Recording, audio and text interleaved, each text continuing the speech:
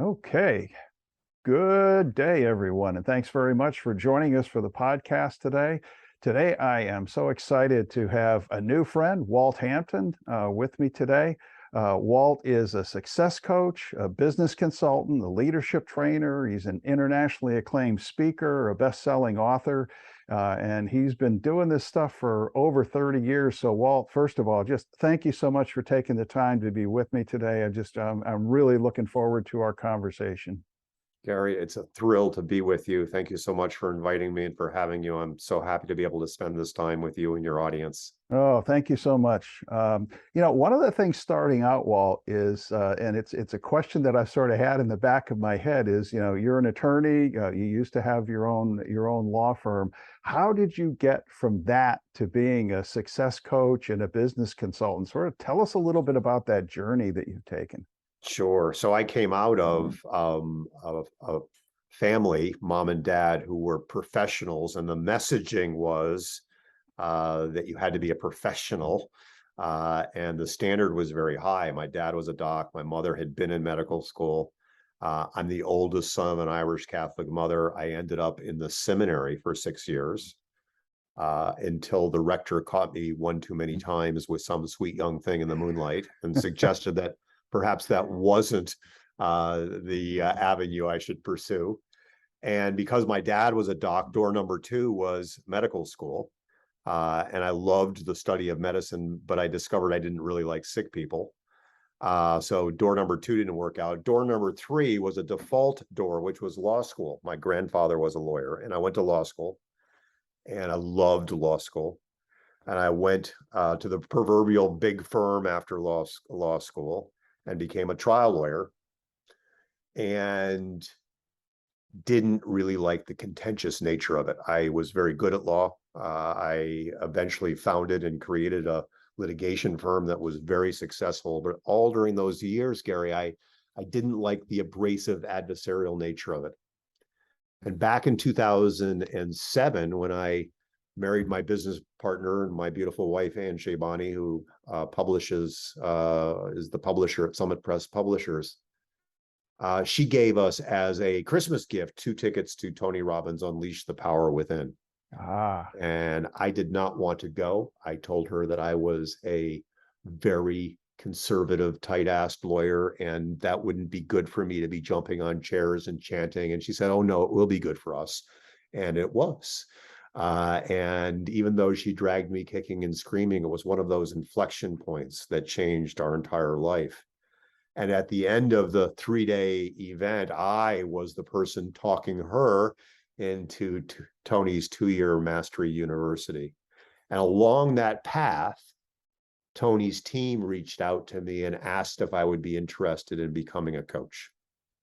And the short story is I became one of 70 of Tony's elite level certified business coaches.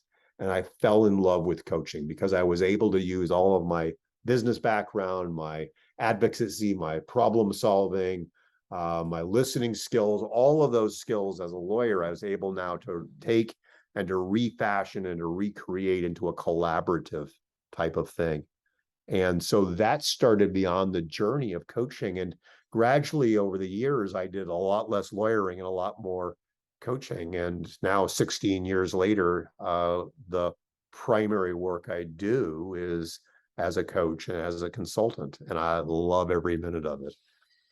It's exciting to see a journey like that because, you start out and you have no idea where the road is going to take you, but it definitely shapes you as you search for and you find your passion in what you do. And that's the real key. When you wake up in the morning and roll out of bed, are you excited that you get to live life and do the things that you do? So that's wonderful. It's a wonderful story.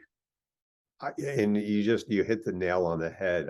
There were so many weeks where on Sunday I would have that familiar dread.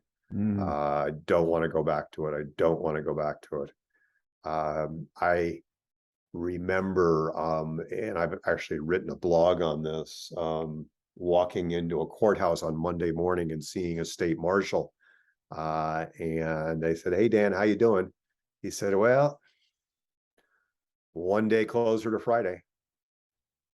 And that's how many people live. They live from weekend to weekend. And now, I have the great privilege of working with amazing people from all around the world. I get to Friday and I'm actually kind of sad and melancholy because the weeks are so much fun. They really are. So, yeah. But I mean, that's, life is meant to be enjoyed. If you can't have fun all the time, then it doesn't seem worth it. And when you look at it statistically, the Sunday night syndrome is definitely there. I mean, most of the heart attacks, especially for men, happen on Sunday night, Monday morning. And why is that? Because they don't want to go back to the job again. Exactly. Yeah, Exactly. And I'm a big believer in the F word. I mean, I think fun is key. I think joy is our birthright, and enjoying what we do, loving what we do. right. It's unreasonable to say, 24/7, 365, because there are challenges with everything. But by and large, Steve Jobs said, if I wake up every day and ask myself this question, if today were the last day of my life, would I want to continue to do what I'm doing right now? And if the answer were no, was no for too many days in the row, I knew that I needed to do something different. And so, that idea that the clock is ticking and we have only so much time to get it right, it's really important to be aware of that. Yeah, it's my father gave me similar advice when I was first starting out in my career. He said, if you ever on a consistent basis roll out of bed in the morning and think to yourself, oh Lord, do I have to do this again? He said, you have one of two problems. Either you're in the wrong field or you're working for the wrong people. Yes. Yeah. And that's a true statement. And today, now that I have my own business, I can absolutely say, love my boss. Right. Yeah. So anyway, today I want to jump in and I want to talk, if I can get this up on the screen, we're going to talk about some concepts from Walt's book called The Power Principles of Time Mastery. And read the subtitle, Gary. Yes. Read the subtitle. Do less, make more, have fun. and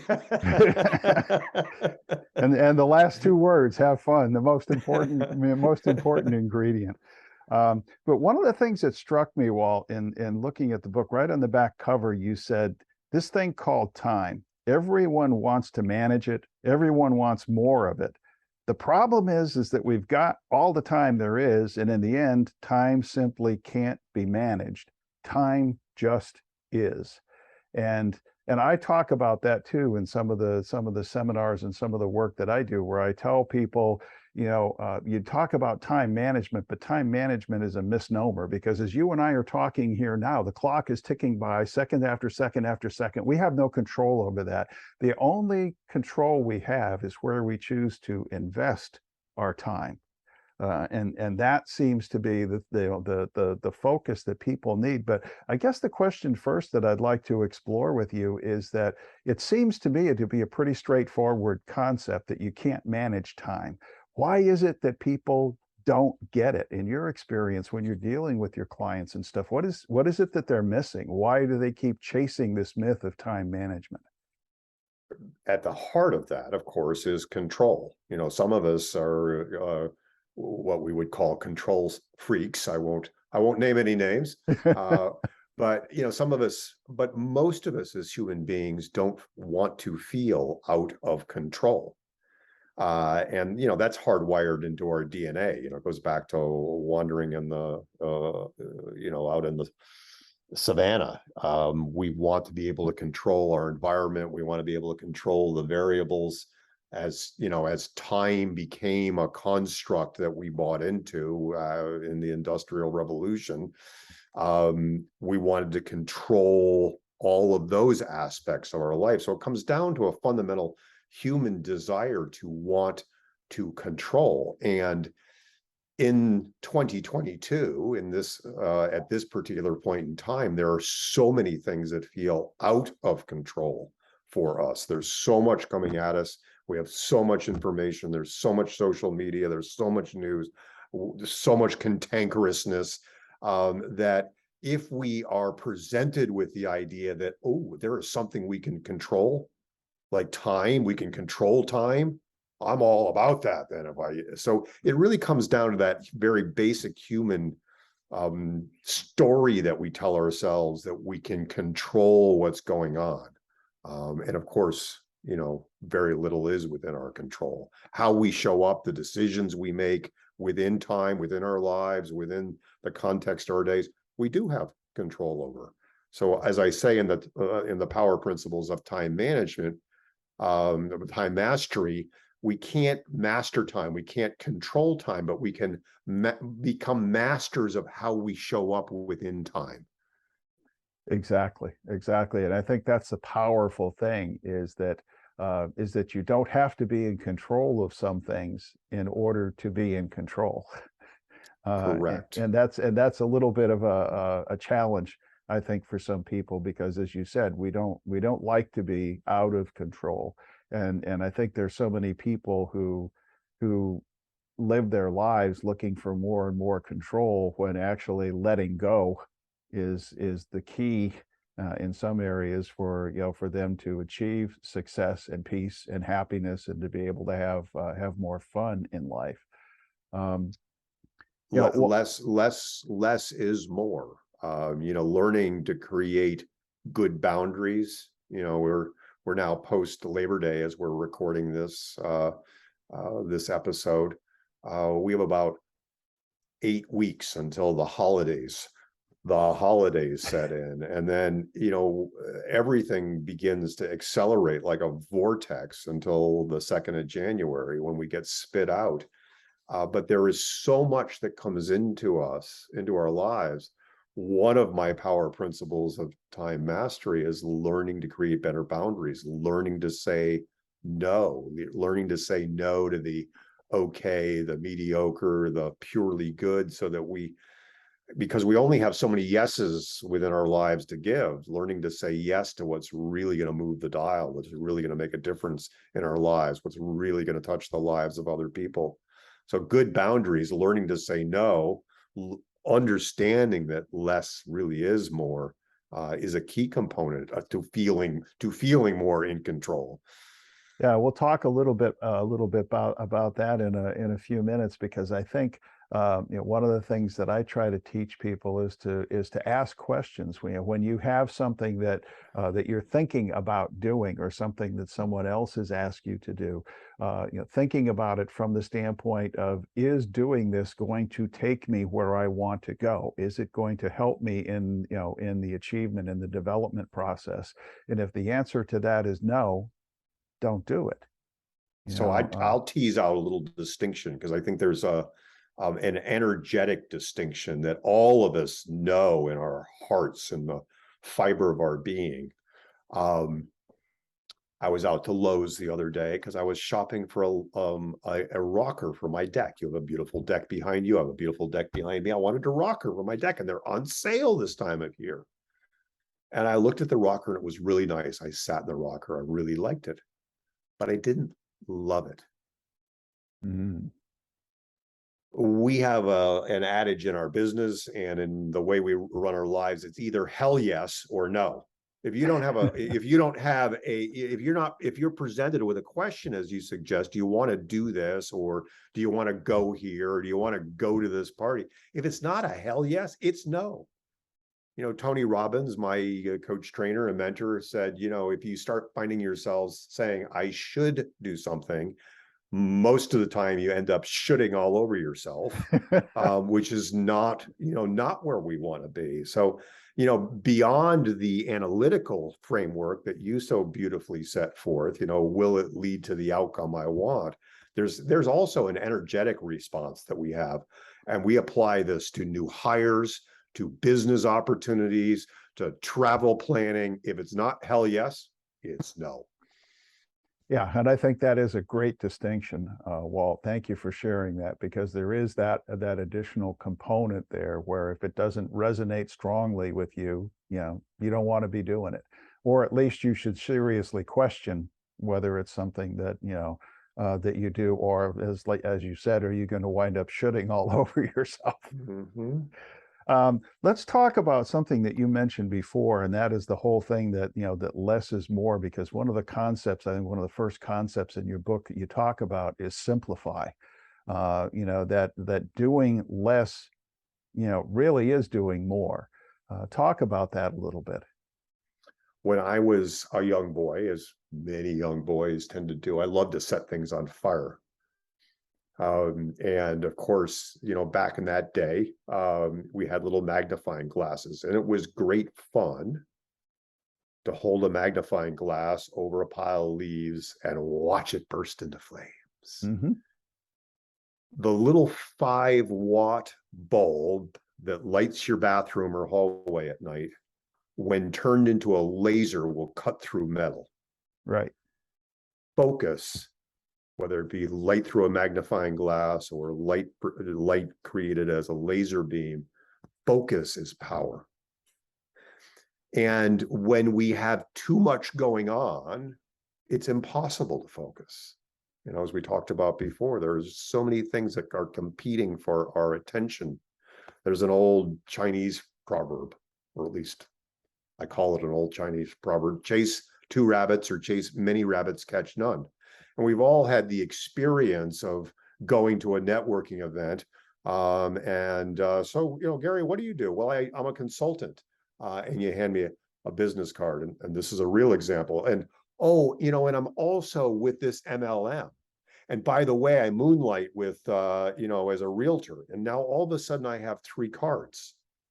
If you were out shopping for a physician, a cardiologist, or a gastroenterologist, and the physician was, into dermatology, taxidermy, and real estate, you'd go, gotta continue to shop here. We respect, we honor people who focus and go deep. And the market honors and respects and rewards focus. When we're not clear about our marketing, our business development, who we help, how we serve, we're not honoring our call. We're not honoring our clients. We're not honoring this gift that is our lives, because we are too dispersed. We are too unfocused, and we don't end up doing good work or serving at that deep level like we're called to do.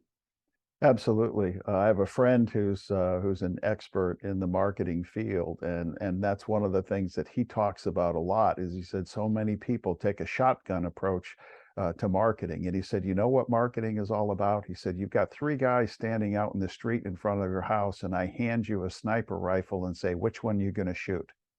Yeah, that's the focus of marketing. And he said that's what you need to be, and it is less is more. Finding that niche, finding where you really are good and where you really serve, that's what you want to do. And he said most people won't go in that direction because they think that the clientele, the number of people, are going to be so small. And he said nothing could be further from the truth. That's the way it works.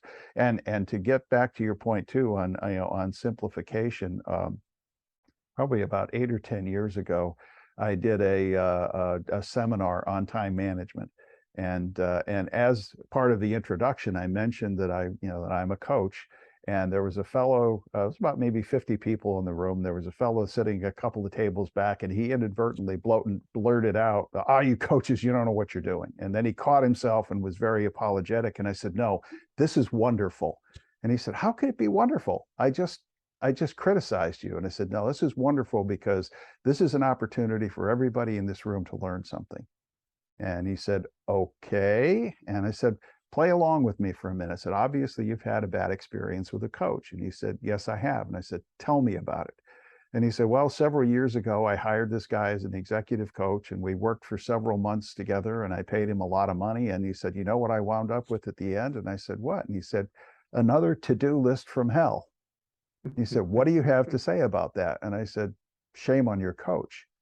And he said, "What do you mean?" And I said, "If you were working with me, at the end of our time together, your list would be a lot shorter than it is. But," and this is an important but, "the stuff on that list would be a lot more important." Absolutely.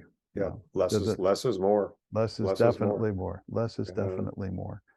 Another topic that you talk about, Walt, is defining your true purpose. And as you know from our conversation earlier before we hit the record button, that's one of the things that is a big thing for me, because I find a tremendous lack of purpose in a lot of the people that I work with.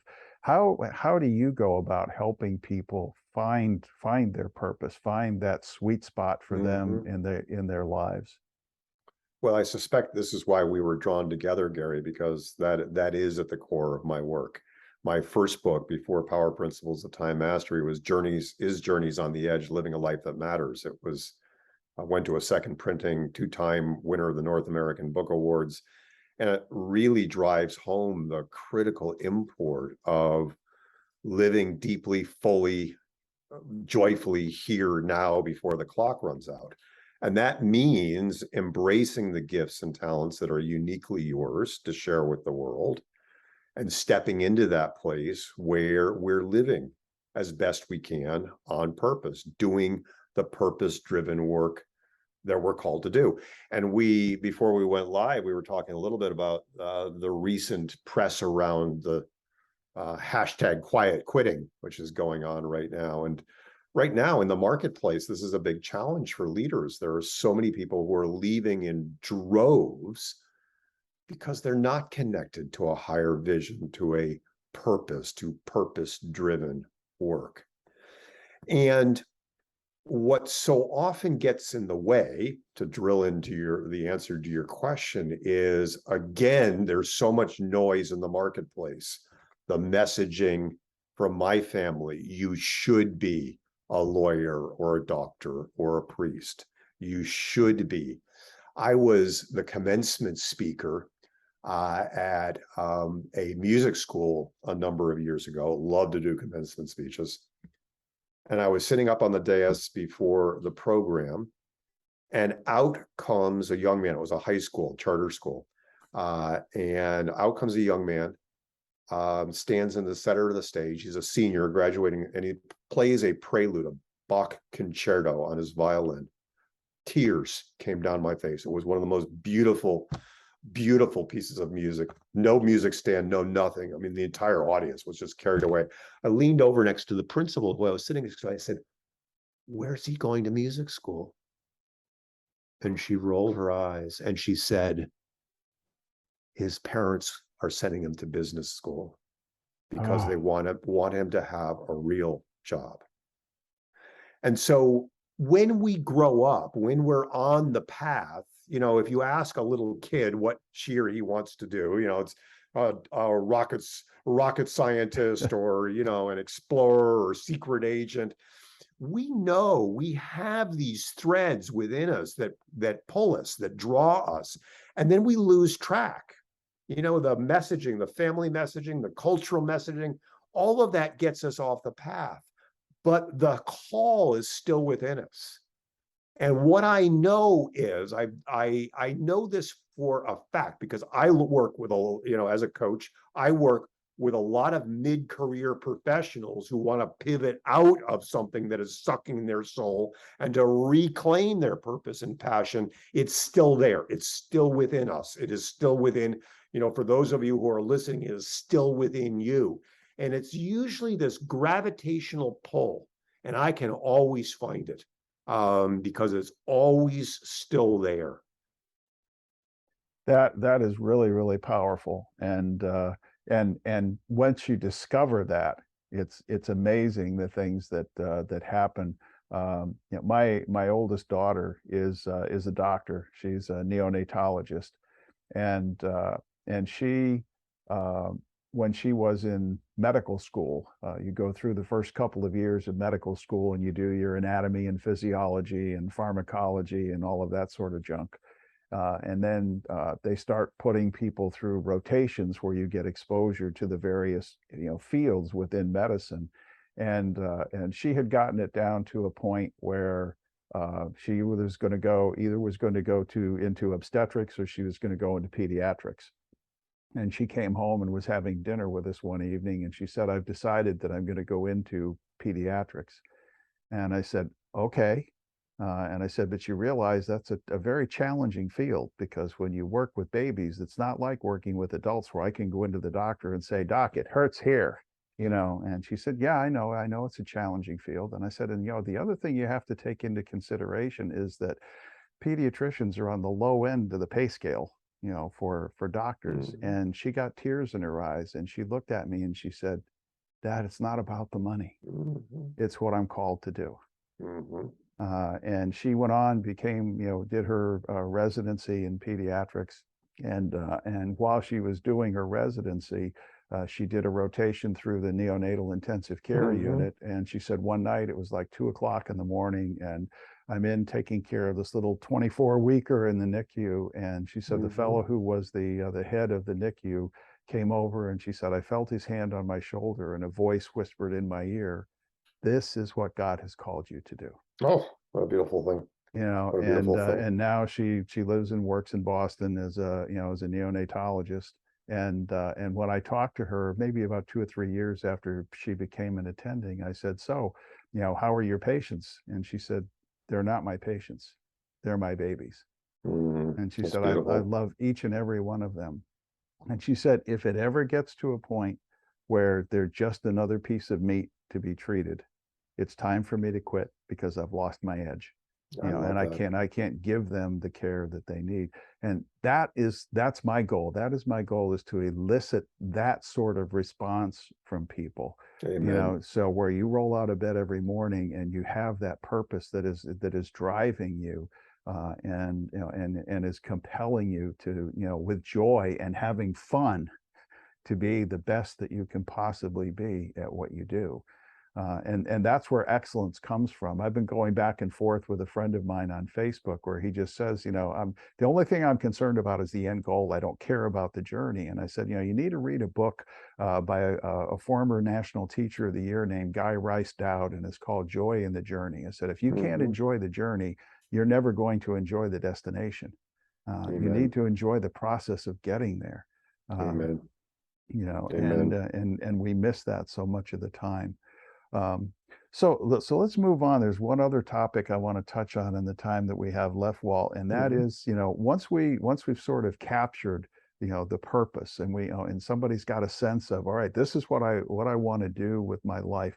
How do you go about helping them create the systems that they need in order to be able to get started and keep themselves on track? So one of the beautiful things right now is that we were talking before about the blessings and the curse of technology, and we're connecting across many miles on a wonderful piece of technology. In today's day and age, it is not difficult to begin to create a business with what we've got available to us.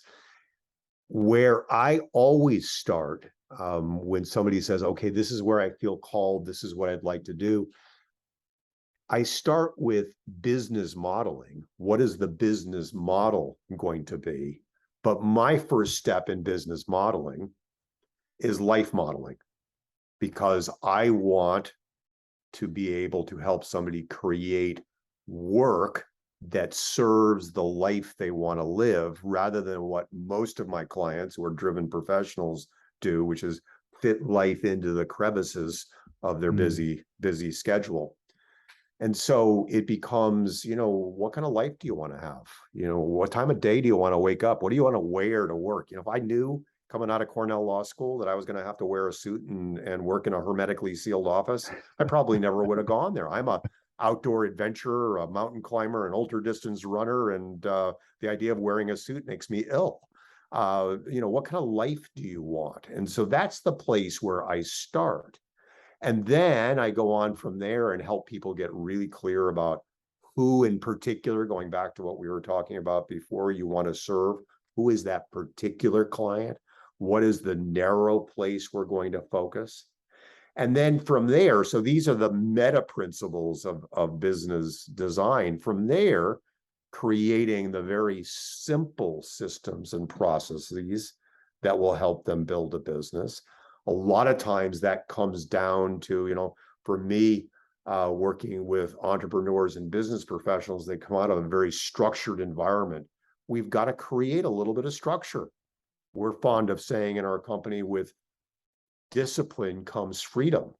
Left on our own, we're often not terribly good about moving in a direction. So creating some time blocks for our content development, or for our connection with other people, or for other marketing strategies, creating time for the work delivery. And then around that, systems and processes for tracking and managing. And usually it's just a handful of things, Gary. You know, one of the things that drives us crazy about the interweb is there are so many things that are sold to entrepreneurs and business professionals, but running a business like mine or yours, it's not complicated. My law firm used to run at 50% of gross in terms of expenses. You can run a consulting or coaching business in a very lean way with a very lean team. And it's really helping these business professionals understand, again, that simple is better. Yeah, it's really simple. Simple is better. You're absolutely right. The other things that I touch on are looking at, when we've defined that purpose, is looking at it and saying, okay, let's take a look at, what you're passionate about in life.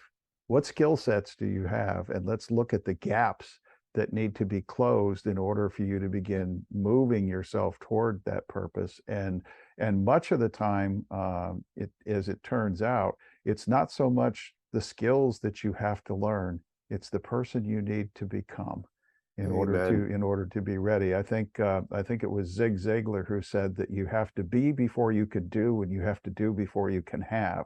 And most people want to skip over the being, that personal development component that says you have to be willing to invest in yourself in order to be able to, to grow and to move forward.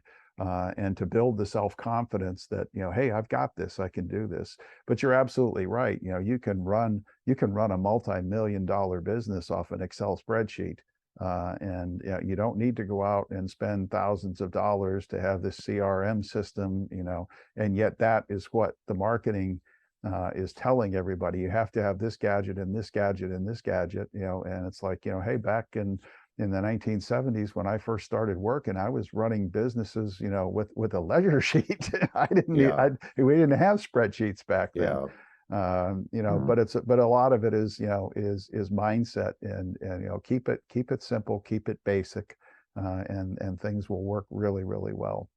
And to riff off your Zig Ziglar with another Zig Ziglar, apropos of your reference to stepping into that place where you can help, Zig Ziglar said, you'll get everything you want in life if you help enough other people get what they want. Yes. And that's really what it comes down to ultimately is, how do you take your eyes off yourself and put your eyes on someone else and serve them? I think it was Zig who also said, serve the customer better than everyone else. It's interesting. I'll close with this little story. There was this is actually a YouTube video I saw a number of years ago, and it was about a woman who was a sales trainer. And she was telling the story. She said, she happened to be a blonde, and she said, I'm a blonde by choice. And she said, one morning I woke up, and she said, I'm getting ready to go to work, and I happen to look in the mirror and I see my roots are showing, and it's about time for me to schedule an appointment with the hairdresser to get it touched up. So she said, pick up the phone, call the hairdresser to find out that she's on vacation for 3 weeks. And it's like, okay. And so she said, I went back and checked myself in the mirror and thought to myself, I can't wait for 3 weeks. So I picked up the phone, called another local shop, a place that I had never been, made an appointment to get my hair done. And she said, the next day at 1 o'clock, I walked into the hair salon, and she said, the woman came out from behind the counter and shook my hand and said, hello, you must be so-and-so, for here for your 1 o'clock appointment. Follow me, I'll take you to the technician who's going to be coloring your hair. And she said, I thought, technician? And she said, all of a sudden I began to realize that I was in a high-end salon. But she said, anyway, I went back and the technician is coloring my hair. And she said, at the time, I'm thinking, hey, this other woman that I've been going to her for 15 years. And she said she charged me $60 to do my hair, which I thought was pretty reasonable. But she said, this is going to be expensive. And she said, I'm checking my pocketbook to make sure I have my credit card with me. But she said, the technician, does her job, colors my hair. And then she turns me over to another woman who's the hairstylist to style my hair. And she said, I'm sitting in the chair getting my hair styled, and another woman comes over and says, oh dear, they messed up your makeup. Let me get my cart and touch that up for you. And she does that. And she said, finally, I'm done. And they're walking me out to the front of the store to, to pay my bill. Another woman comes over and hands me her business card and says, I'm the nail person here. She said, I'd love to have the opportunity to do your nails one day. So she said, I get up to the front of the store and I take out my credit card. And she said, what do you think they charged me? $45. And she said, now here's the questions. She said, question number one, did I change hairstylists? Yes, I did. I started going to this new salon. She said, question number two, what did my original hairstylist do wrong? Nothing. I was perfectly satisfied with the service that she had rendered to me. But she said, this is the lesson that you need to learn. She said, you need to take care of your customers, because all that needs to happen is for your customer to have a different or a better or a less expensive experience somewhere else, and they're gone, and you'll never get them back. And she said, as I reflected on that, she said, well, what could my old hairstylist have done? If she knew she was going to be on vacation for 3 weeks and I'd been seeing her for 15 years, could she have taken the time to pick up the phone and call me and say, hey, going to be going on vacation from this date to this date. I know you're probably going to need your hair done during that time. Why don't you come in a couple of days early and we'll take care of you? And if she had taken that extra step of customer service, I never would have found out about the new place. I never would have had a need to. And I think that that's really, really important when it comes to serve others. It's not just a matter of serving, but it's always going that extra mile. Always add more value, and always look for ways to be better at what you do. And I would add, Gary, that right now in 2022, that in the business world, as consumers, every day we have frustrating and irritating and upsetting and exhausting experiences as consumers. The bar is so low right now to elevate your client and customer experience that even a little bit sets you apart in the marketplace in an extraordinary way. Yeah, and it doesn't take a lot. A couple of years ago, I bought a new car, and at the time I was at the dealership to pick up the car. I was talking with the salesman, and I said, would you take me out and introduce me to the guys in the service department, because I'm going to be bringing my car here for service? And he looked at me and he said, no, I will not do that. And I said, why? And he said, you have one point of contact at this dealership, and that's me. He said, you need your car serviced, you call me. He said, I oversee that process, because, I don't want anything to happen out there that's dissatisfying to you. And he said, things happen. He said, I want to be in charge of this show so that I can help you. It's little things like that. Little things matter. And it doesn't cost him anything to do that. But it adds tremendous value. Well, Walt, first of all, thank you so much for taking the time today. Why don't you take just a minute and tell everybody how they can find you, how they can connect with you? Well, they can, of course, go to Amazon and get the books, The Power Principles of Time Mastery and Journeys on the Edge, Living a Life That Matters. And they can also find me, listen carefully, I've made this up myself, at 𝙁𝙊𝙇𝙊𝙇𝙊𝙒, 𝙁𝙊𝙇𝙊𝙇𝙊𝙒. Very good. Again, Walt, thank you so much. I've been blessed by our conversation today, and I know that this is going to touch the lives of a lot of people. So thank you again for taking time to be with me. You're so welcome.